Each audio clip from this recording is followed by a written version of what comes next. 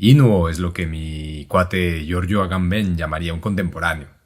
Tanto la vigua del muchacho Tomona como la figuración misma del rey perro están desfasadas del periodo Ashikaga, y por eso no coinciden perfectamente con su tiempo, ni con su expresividad, ni con el ya fue o el porvenir.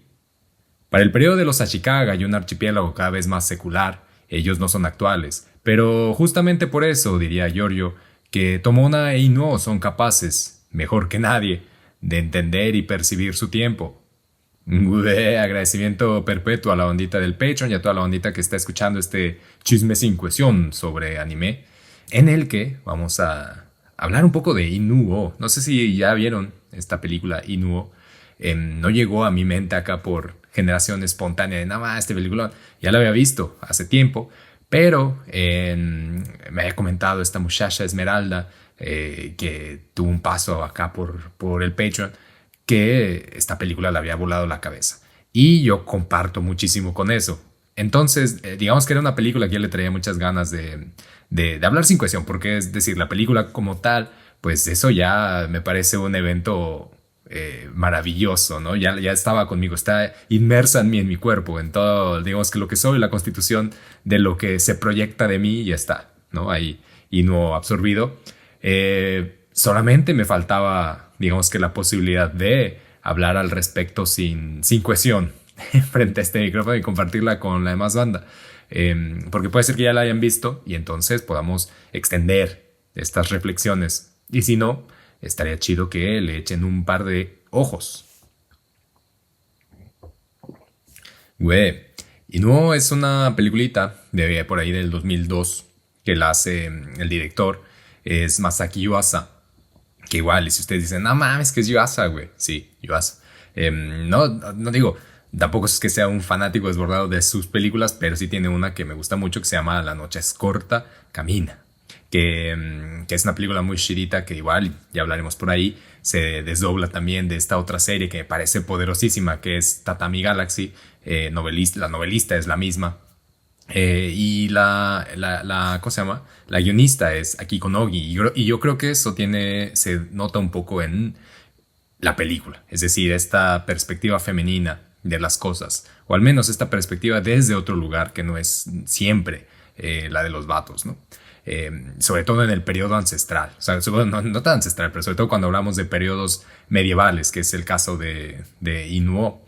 Yo creo que eso siempre refresca, que lo hablamos en aquel chisme del Genji Monogatari, ¿no? Como el hecho de que sean muchas mujeres las que intervengan en la construcción de la historia le da un giro y renueva muchísimo la visión con la que persistentemente se miran estos pasajes de la historia.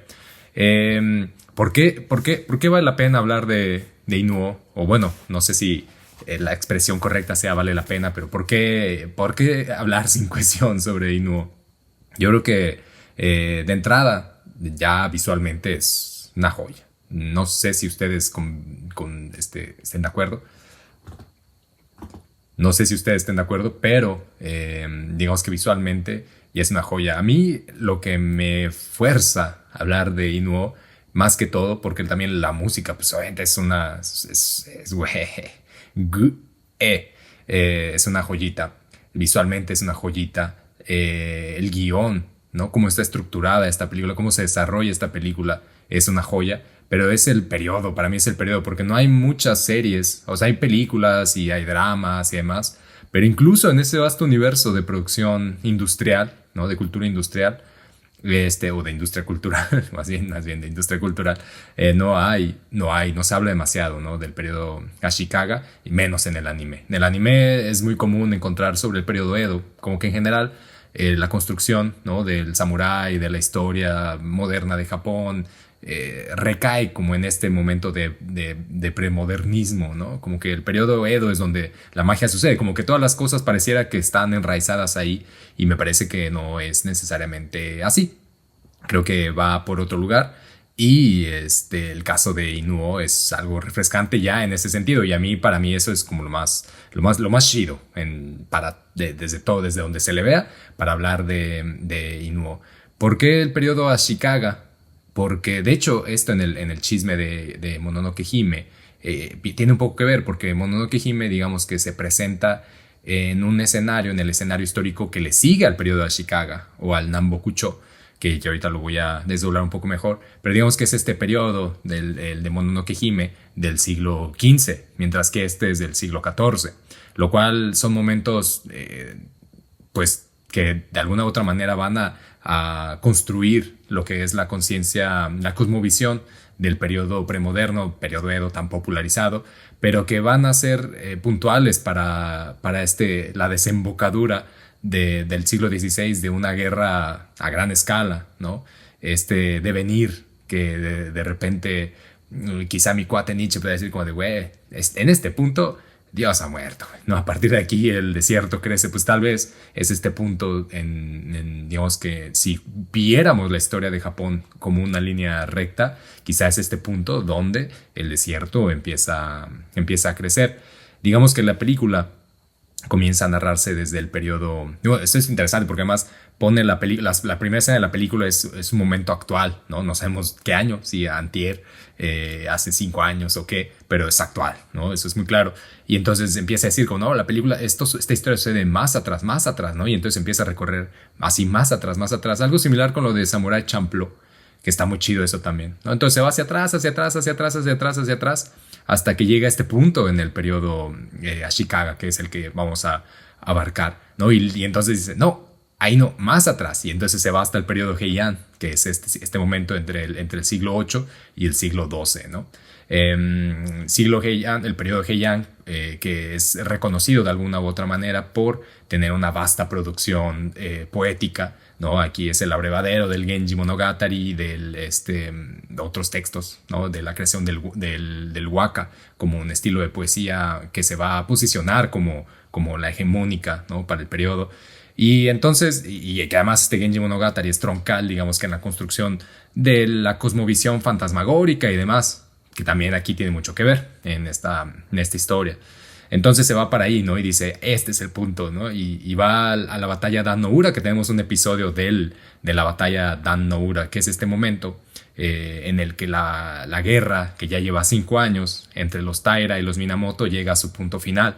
No es esta guerra en el estrecho de Shimonoseki, entre la isla principal Honshu y la isla de Kyushu, donde se encuentran las fuerzas en el mar y por azares del destino, pues de repente los vientos corren a favor de los Minamoto y los Minamoto terminan por vencer a los Taira. Pero esta derrota no se firma, digamos, o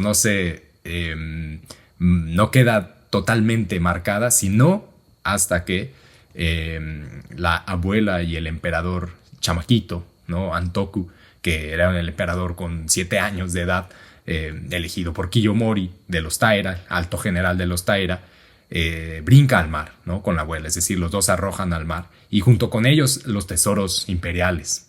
Entonces eso pues marca un desenlace evidentemente muy trágico para la familia de los Taira, quienes protegían de alguna u otra manera al emperador porque pues, estaban relacionados por sangre. El emperador de Antoku de 7 años era el hijo de la hija de Kiyomori, que era el mero mero manda más de los Taira.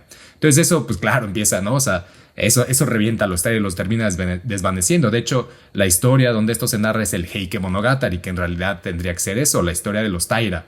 Pero lo que habla no es necesariamente eso, no es una historia de victoria, sino es el desenlace trágico y el desvanecimiento de los Taira de la historia, lo cual tiene mucho que ver y eso es cosa de otro tema, pero que en cualquier otro momento podemos hablar sin cuestión al respecto sobre esta tendencia, ¿no? Este gusto por la derrota, por el drama. Que, insisto, está ahí enraizado esta cosa de por qué la selección del Japón de fútbol no va a ganar un mundial próximamente, pero contrario, porque sí lo pueden hacer las mujeres, ¿no? Una discusión interesante, pero bueno, el caso es que aquí empieza la historia, ¿no? Aquí está enraizada. Luego vamos hacia otro punto en la película donde tenemos a este muchachito, ¿no? Y a este señor, a este don, a su papá, que se dedican, pues que viven en una playa, bueno, que viven en una aldea a orillas del mar y pues que se dedican a la pesca y así, ¿no? Y entonces llegan y les ofrecen como de, güey, necesito que me rescates estos tesoros imperiales. Y entonces obviamente el vato del señor dice, no mames, güey, por años han buscado esas madres y no se han encontrado. O sea, ¿qué te hace pensar que las vamos a encontrar, no? Pero el muchacho, el hijo, le dice como, sí, güey, sí, güey, sí, sí, sí, que no, sí hay que armarlo, sí hay que armarlo. Y terminan aceptando. Es interesante porque la razón por la que estos güeyes están buscando los tesoros imperiales, ellos pertenecen, o estos dos güeyes que van a ofrecerles dinero para que busquen los tesoros, pertenecen a los Ashikaga. Después de que termina el periodo Heian con esta batalla de Dan-no-Ura, comienza el periodo Kamakura, que está dominado por Minamoto no Yoshitsune, no Yorimoto, Minamoto no Yorimoto y la familia de los Minamoto. Pero al cabo de un par de años, por ahí del 1333 más o menos, hay una debacle, ¿no? en ellos y se arma pues un merequetengue y demás. Ahí es una historia compleja que no voy a profundizar ahora, pero digamos que entran al poder los Ashikaga después de una guerra prolongada entre 1333 y 1390 por ahí, ¿no? Son años difíciles. Entonces, ahí los Ashikaga entran al poder y eso genera una división también de poderes a nivel imperial. Se dividen en dos cortes, la corte del norte y la corte del sur. Este periodo se llama Nambokucho, que también es un periodo muy popular. Y la corte del sur se va a Yoshino, a la 7 veces heroica Yoshino Oriental, que ahí es parte del abrevadero de por qué yo le llamo a esta zona la benemérita Nara de Godaigo, porque el emperador del sur, el emperador, el que crea esta corte se llama Godaigo y migra hacia las montañas de Nara, específicamente en Yoshino, y acá crea la corte del sur, ¿no? Mientras que los del norte, empoderados, protegidos por los Ashikaga, pues comienzan su régimen en Kioto, ¿no? Por eso, por eso el clásico del fútbol de la liga japonesa pues es sin duda el Kioto contra Nara. Pero pues Nara es un equipo de la segunda división, ¿no? Esa clásica aspiración a volver para enfrentarse. Pero bueno, el caso es que esa es la razón por la que los Ashikaga quieren el tesoro imperial, porque saben que quien tenga el tesoro imperial va a tener la razón, ¿no? Va a tener el poder y va a decir como de, güey, nosotros somos, aunque la corte se haya dividido, nosotros somos los meros shilos, ¿no? Y es así que van a buscar estos tesoros con el papá y con el muchachito, ¿no? Ahí este pueblo del mar. Eso es muy simbólico porque también destapa algo muy importante dentro del periodo del siglo XIV y después del siglo XV, que es las personas que viven en los márgenes. Son personas que, como en la película de Mononoke Hime, tienen una presencia importante en la historia. Y acá también, porque son los personajes que terminan por definir y por esclarecer cómo es que se va construyendo la historia al paso del tiempo, ¿no? ¿Quién decide qué es la historia y por qué se vuelve la historia parte de este poder totémico, diría mi cuate Monsiváis, del Estado? Entonces, pues los güeyes bajan al mar, encuentran la espada, ¿no? Y a partir de ahí el papá muere y el niño queda ciego. Hasta aquí los spoilers. Ya más allá, digo, esto pasa en los primeros 3 minutos de película, entonces tampoco es que esté diciendo demasiado, pero digamos que hasta aquí es donde se genera el marco con el que la película se va a desarrollar y ese es de alguna u otra manera el marco histórico que va a encaminar la película de Inu-Oh. Güey, pero si usted quiere seguir escuchando este chismecito sin cuestión, apóyenos y únase a la cooperativa del chisme en Patreon, en www.patreon.com, japonés chido. Ahí usted puede escuchar más chisme sin cuestión sobre anime, sobre dramas, sobre películas y además nuestra serie de instrucciones para vivir en Japón, donde hacemos una especie de reflexión al estilo que Ibargüen Goitia lo hacía sobre vivir en México, pero nosotros sobre vivir en el Japón pompón. Y más chismecitos samurai y más cosas ahí en Patreon, además de que pues, nos ayuda a seguir haciendo este chismecito, investigando, leyendo, desplazándonos, transitando por el archipiélago para traer los mejores chismes por acá. Así que pues nada, güey, apóyenos para escuchar completo este chismecito sin cuestión. Otsukaresama desu.